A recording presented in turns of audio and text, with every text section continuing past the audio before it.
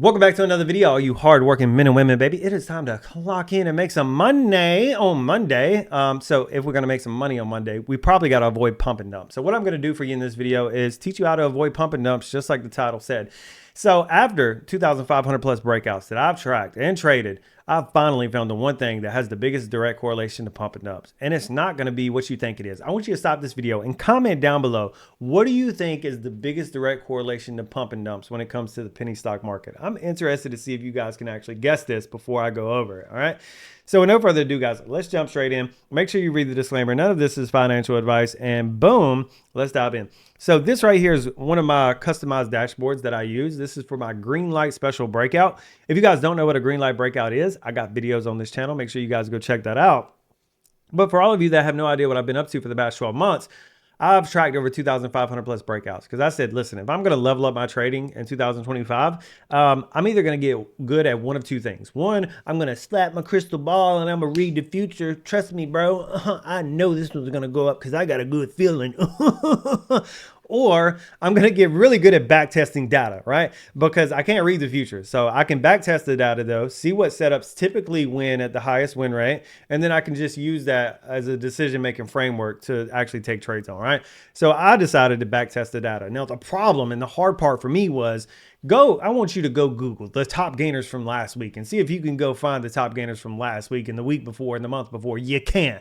So what I had to do was start fresh. Back in January, I started tracking every single breakout that happened in the market. And I started tracking every single variable that I could easily look at to see which ones have the most direct correlation to win rate, pump and dumps, etc. All right.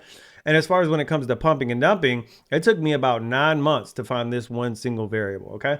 So a lot of things on this dashboard. I'm not going to break down everything for you. If you guys want access to all of my dashboards and all of the setups that I have found 6 setups with a 70% plus win rate. I'm looking for 5 traders. I want to teach it to you guys. I want you guys to be testimonials for my system. All right. So if you guys want to level up your trading, start trading with my system, start trading with cold hard data instead of emotions over the next 90 days, I'm looking to take on 5 more traders. So if you guys are interested in that and you want to apply, DM me the word stallion on IG. The link is down below. Okay.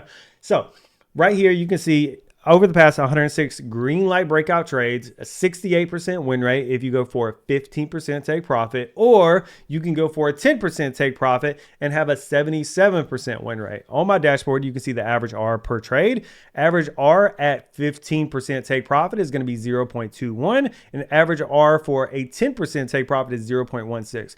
This allows me to easily identify which one of these take profits are actually more profitable on a long enough time horizon. Currently, right now, the 15% take profit is actually a more profitable strategy. However, I mean, the downside of that is you're just going to win a little bit less. A 68% win rate feels a lot worse than a 77% win rate. But what I'm going to do in this video is actually show you how to get this above 75%. So let me just dive into an example right here.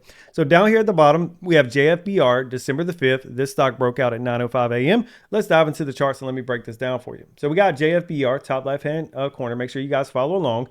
And then as you can see, this stock pops a little bit in after hours, but this is only about a 12% move right here. And then it's pretty dead all the way from 4 a.m. all the way to about 8 a.m. EST. And then right here at 8:35 a.m. EST, we start to get this pop. Boom, boom, boom, boom, boom.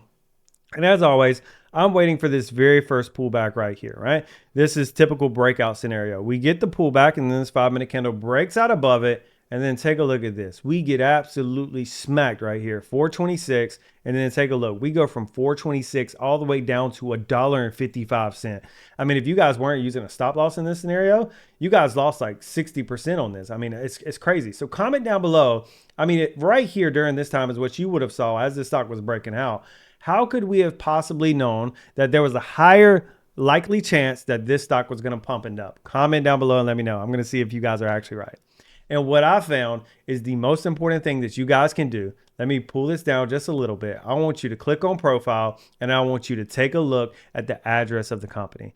If the address of the company is outside of the United States, China, and Canada, it's probably a no-go and you probably shouldn't trade it. All right. This company is from Israel. And listen, I just started tracking this a few months back, but just with my green light breakout special, I've tracked over 2,500, but I've tracked over 100 setups now for the green light special breakout. Right. So let's just take a look at the differences between countries. So if we go to the USA, we can see that the win rate for 15% changes from an overall 68% up to 70, almost 72% right here. So 41 out of 57 hit 15%. And 10%, if you go for 10%, it's a 78% win rate. So now let's go over to China. Maybe China's the problem. All right, so if we go to China, China is actually China. I love you, China. 16 out of 20 went for 15% with an 80% win rate. Okay, let's go take a look at Canada. I actually thought that there would be more Canadian breakouts than there actually are, but come to find out, there's not that many Canada companies breaking out. There's only been 4, but 3 out of those 4 actually went for 15%. Now let me click on other right here, which is every other country outside of the United States, China, and Canada. Let's click on other only right here and then take a look at this. 13 out of 25 went for 15% with a 52% win rate.